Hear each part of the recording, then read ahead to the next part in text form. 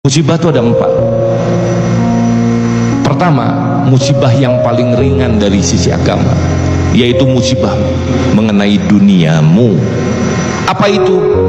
Hilang mobil. Apa itu? Dagangan bangkrut. Apa itu? Banyak hutang.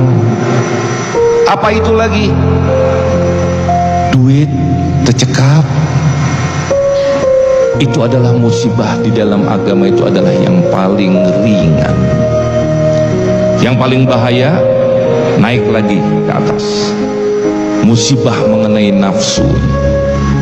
Nafsu menjadi tidak terkendali. Nah, di sini nih musibah dunia plus musibah nafsu.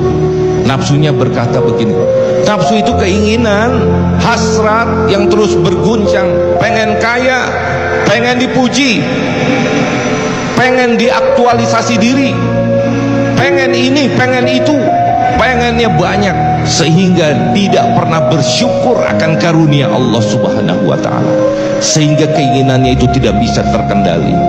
Muncullah dari itu nafsu-nafsu yang buruk, nafsu amarah, nafsu syahwat, perbuatan zina, perbuatan serakah, tidak bersyukur, tidak pernah merasa cukup. Itu karena musibah mengenai nafsu.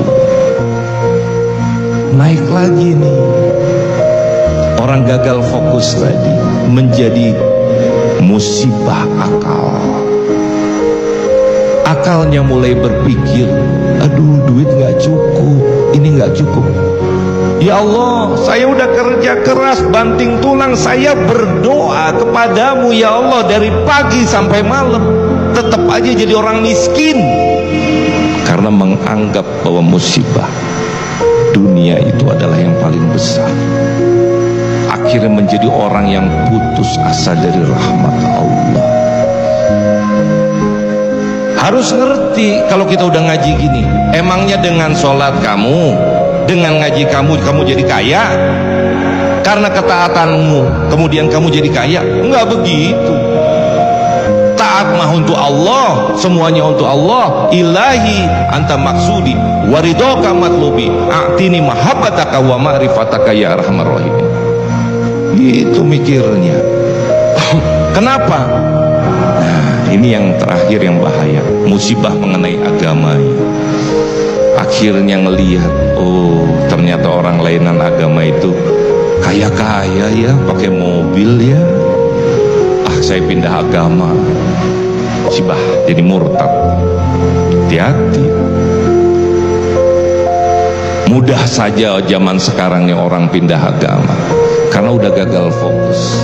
Nah sekarang kita gimana? Nah kita ngelihat nih kalau ngaji sekarang sudah, kalau masalah musibah yang paling rendah tadi dunia banyak utang, ada jalan keluarnya, solusinya kumaha?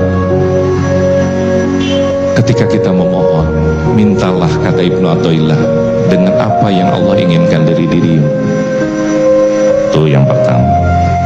Ini dengan 2 bait nasihatnya aja. Jika kamu menginginkan kemuliaan yang tidak fana, kemuliaan yang abadi, maka jangan kau sandingkan pakaian-pakaianmu, dirimu dengan kemuliaan yang fana. Artinya apa? Di sini kemuliaan yang abadi itu tidak didapatkan dari kemuliaan karena pangkat, karena jabatan, karena harta. Itu remeh bagi Allah yang maha kaya. Allah memiliki segalanya, langit dan bumi, kerajaan, semuanya adalah milik Allah Subhanahu wa ta'ala. Maka keyakinannya kudu kandel, aku akan bermulia diri dengan Allah di dalam hati.